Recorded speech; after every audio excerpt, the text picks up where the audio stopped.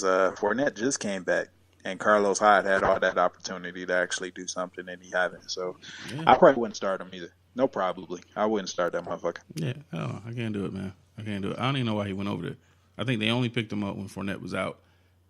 Like as soon as he came back, all his value disappeared. He's done. Well, because Yeldon wasn't doing too good either, so I guess they figured they needed more power back. Yeah, but then they still use Yeldon for the passing downs, and Yeldon is a weird cat, man. I don't understand why he's not better than what he is. It's a hard Yo, choice. Yeah, Chase Daniels. Chase Daniels. We didn't say shit. Yeah, we didn't say shit about Chase Daniels. I watched him play that Lions game on Thanksgiving, and he actually looked good, man. He played the Giants up next week if Trubisky can't get the start. Well, I thought they said he was gonna be back. Is he?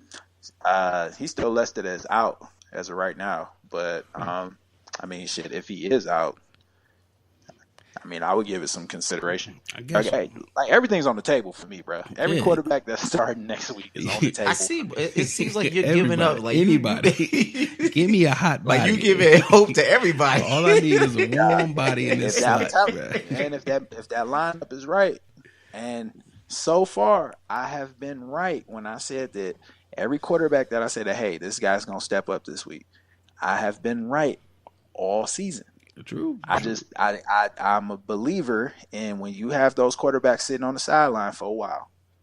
Those the fucking, well, I don't really want to say Chase Daniels because he just threw his first fucking touchdown right. of his career Thursday. But when actually looking at them and coming in and playing, when I watched the kid out in Cincinnati, Driscoll, yeah, the way he was slinging it, dog, he had all the confidence in the world. You would not have thought that he was a traditional backup coming in just to try and close out. That motherfucker was trying to win that game. Right. Hey, man. Yeah, they've been a sitting fresh there, body. Yeah, watching the playbook. Like they know this playbook backwards and forwards, and they keep looking, saying, "Man, I would have passed it there. I would have made this decision faster. I know this is going to be there," as opposed to being in the game. And they hungry, like you said, they hungry. I see it. But see, here's the thing, though. You know, just like the San Francisco quarterback, what's his name that came in? Mullins. Yeah, he played hot that first game. Then, as you look at the last two games, he's been sucking. Slowly declining. So, I mean, everybody can't hold up that same level throughout, but somebody will. Like, some of them will level out to, Mullins might start being a 25 when you actually looking at him, he don't have the arm strength. Like, okay, so I think it's one thing to say, hey, and you looking at somebody's numbers on fantasy, but to actually watch the game and see their mechanics and see what type of football IQ they may have or field vision when you're talking about a quarterback, right? Like, or arm strength.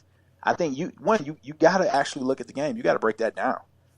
Yeah, that's why I'm kind of high on this guy right now, man. Like him and Colt McCoy. Driscoll. I picked Colt McCoy up.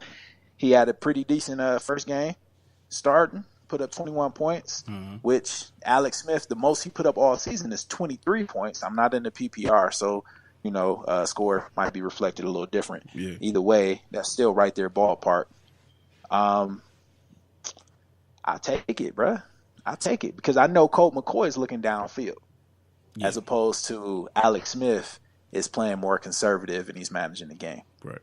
Jeff Driscoll was just flinging it to anybody that was open. Andy Dalton act like he's completely incapable of throwing the pass if AJ Green isn't on the field. Andy Dalton is not the same quarterback when AJ Green isn't out there. Nah, man, that's a big blanket he got out there. That soft cushion of AJ Green out there, bro. Without that, you got to make some tough decisions. And I ain't seen him thread the needle on a lot of situations. So he's used to throwing to somebody who has a large catch radius. So without that, what else do you really have? But teams know that. And I think that's the difference. So I think if AJ Green comes back and he's healthy, which I don't see why he wouldn't, because what they're describing is turf toe for the most part is what he have. And that last week was like his third consecutive game out. If he comes back, I think I just talked myself into picking up Jeff Driscoll and dropping Matt Stafford. I think you talked me into it too. I mean, I'm not dropping Aaron Rodgers and definitely based on the matchup. No. I wouldn't drop Aaron Rodgers. Nah, I'm not dropping Aaron Rodgers. And Matt Stafford are two completely different. I'm probably not even benching Aaron Rodgers, but I do need a backup quarterback in case I make it into the playoffs and see what I do. Both of you niggas, please do not do that, or y'all will lose. What I'm telling you.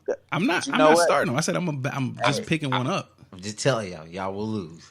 I tell you what, if I win this league with no real star quarterback, I win this league based on my knowledge of the game and just picking up a fucking quarterback and saying, hey, this is who I'm rocking with this week.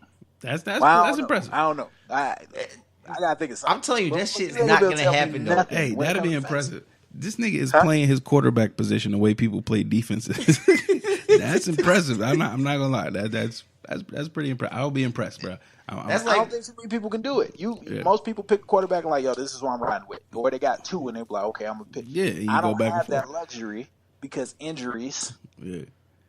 Football shit happen. Yeah. Now I told you, I'm not taking a T-Money approach, motherfucker. I'm going out swinging. If I gotta go down, I'm going down swinging. What do you think I'm doing? I'm still fighting. What are you fighting for? Just to take people out. Like the nigga I just beat, that's affecting him because he was in the 6th spot. Yeah, he was. And I beat him. Nah, but see, we going out two different ways. I'm going out like, yo, they gonna catch up with us. You guys go ahead. I hold them off. And I'm out there firing, right? You out there, you fighting like, yo, don't take my butthole. Please. I beg you, please don't break me. It's two completely different fightings that we doing, dog. See, I think you're wrong. I think I'm doing like you. I'm like, fuck this shit. I'm taking everybody with me. Whoever I can take. If I'm going down, the whole building go down. I'm taking whoever with me because I got AIDS. Come on and fuck me. Come on and fuck me. I'm taking out whoever I can take out right now. Two completely different things. I don't fight with my butthole. I fight with my fists like a man. Yeah, you're a wild boy. Hey, but you know what? Speaking of fighting and going down, nigga, the next 3 weeks of football is going to be, maybe the next 5 weeks, it's going to be crazy. Damn near every team got something to fight for. This playoff positioning in a lot of these conferences is crazy. So with every team really got something on the line, damn near every team got something on the line, the performances, what do y'all feel about the performances of these people? Is it going to be tighter games and people not putting up as many points as they normally do as far as fantasy? Or we about to have a whole bunch of breakout, crazy scoring by different people because every play counts so much. Everything is on the line and people are trying for these playoff positions. Well, this part of the season, this is where people start to really step up.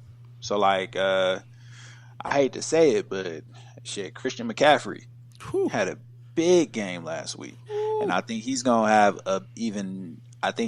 just as big of a game this week against Tampa Bay, and the dude that I'm playing this week haven't. So I'm a little nervous about that shit. I ain't gonna lie. Oh, you should be. It seems like towards this time of the season, you have those players that start to emerge. Like I think Gus Edwards have done a decent job his second week running the ball out in Baltimore. Yeah. No, he definitely is. That was a good pickup that I told Tony about that he went ahead and put in that waiver wire and got him before me. I did. I'm not gonna lie. No. You probably put it in first, but I did. I'm lower. I did. I know. And you brought it to my attention. Exactly what we was talking about last week happened. I put in the waiver wire. I brought it to your attention. He's lower on the waiver wire. He put it in. He got Gus. And that's why I said. That's what I'm telling Ford. Like I'm going in taking niggas out. You took me out. I'm trying to take you out too. Yeah, that kind of messed me up. I needed Gus. I'm 69 and everybody. Everybody. Yeah. Hey, that's a good pickup. The Adams kid, the running back out in Philly right now. Yeah. Oh no, that's a big pickup. Yeah. Like he's the starter now. It's not going back and forth no more. Yeah. He's the starter. Josh Adams, right? I think, Doug, I'm gonna be honest, man. I kind of slept on him because Philly that backfield was too congested. I seen it and I was like, man, I'm not about to have him just holding up a roster spot. So I kind of slept on that, and I hate I did. It's like there's Philly, whose backfield did a total transformation. It was a whole mess, It did a whole transformation, and now it's lined up the way it's supposed to be, and you know who the players are. Same thing is happening in Baltimore with Gus Edwards, Ty Montgomery, all of those guys. It's lined up the way it's supposed to be. They're using Ty Montgomery the way they're supposed to use him, and they're using Gus for running in the RB1 position, which is perfect. And it's weird how that happened, because when the confusion is going on, you got to be first to say, you know what, this is how this is going to wind up. This is how this is going to play out. Let me get this guy. I couldn't do that in Philly. Nobody, I didn't see Adams coming. I didn't see him coming at all. He just had that one breakout game. It was like, what the hell? I didn't see Gus coming. And then it's like, who saw it before it happened, picked him up, and rode with it? So, and that's what it seemed like. That's really what you have to do. So if you're in a league that only have the waiver wire orders, you at the mercy of your league, and I hate that shit. So you kind of got to scope the talent out before they ball out, because you know if they have too big of a game and you got a winning record, motherfucker, you ain't gonna get them. Right, it's just not gonna happen. That's why Tony T Money gets every motherfucking waiver he puts in, because he's the lowest. T Money won 3 games. He got the first waiver. Like whatever you want, you got. Yeah, that's just how. If the worst teams get set up for the best waiver picks, positions. So I mean, that's just kind of how it is, and I guess it's their way of trying to keep shit fair. But let me tell you, I'm not happy about that shit. Trust me, I want to be in the fight for the playoff. What the fuck? I bet you do, because you don't deserve it. You don't deserve Gus Edwards right now. What y'all niggas don't understand is I pick the best teams every fucking year, and fucking injuries kill me. That's all I gotta fucking say. Injuries. You know what? Listen. It's a taste of truth to that. I've seen it happen to you 2 years in a row. I picked the best teams. It's fucked up. It just keep happening to you, and maybe it's you. Maybe it's you, bro. I don't know. But you know what though? That means that you need to start adjusting for that. You got to start scoping out talent. Like, yo, let me start looking. I mark players. Like I'm all, even if I don't plan on picking somebody up, I'll put them on my watch list. I was just about to say you gotta start adding names. I mean, I understand it, but this shit was happening from like week 2 on, like the beginning of the fucking fantasies. The shit's happening too early for me to adjust. Like I'm like, fuck. Yeah, but I mean, it happening early is good if for it's you. Week 2, that's plenty of time. Yeah. We just named a fucking boatload of players that just stepped up. Yeah, man. Week 2, that was but these are players that weren't even playing yet. Josh Adams stepped up 2-3 weeks ago. Yeah. Well, you know, they lost to the Saints, got their ass whooped. I mean, you didn't know if he was going to start the following week or not. But the way he performed. The way he performed, you knew he was going to get some. He was going to start. I don't know, man. I would tell you maybe fantasy's not for you. No. You took the words out of my mouth. Here we go, man. Maybe it's not for you, bro. After I win one, then yes, I will retire. You should try crochet, nigga. Crochet. Knit us some sweaters. Yeah. Nah, I got too much passion for that bullshit. All right. Too much passion. So what do you think? If you keep running into an injury situation, is there no way out of it? It got to be. You got. I don't believe that though. I cannot believe that. I feel like I came into the game injured. I did an auto drive. Let me tell you who my running backs were to start this season out. I started this season with Alfred Morris and Rex Burkhead as my 1 and 2 running backs. Okay. That's it. That's not a punchline. That's real facts. That's it. Okay, so this is my thing. Like, everything that I said, hey, look, man, this is my current quarterback situation. I ain't happy about it. This is what I'm about to do about it. Motherfucker, you had so many fucking okay, so Giovanni Bernard stepped up for the little time where Joe Mixon went down. I'm sure no one drafted James Conner. Right. You said no? Oh, no. Somebody picked him up. I had to. I don't think they drafted him. I think they picked him up after like the first week, and that's why I wound up trading for him. Now, mind you, that's why I feel like I started out with injuries. I would have picked that motherfucker up as soon as I seen Rex Burkhead on my roster. Now, actually, I probably, you know what?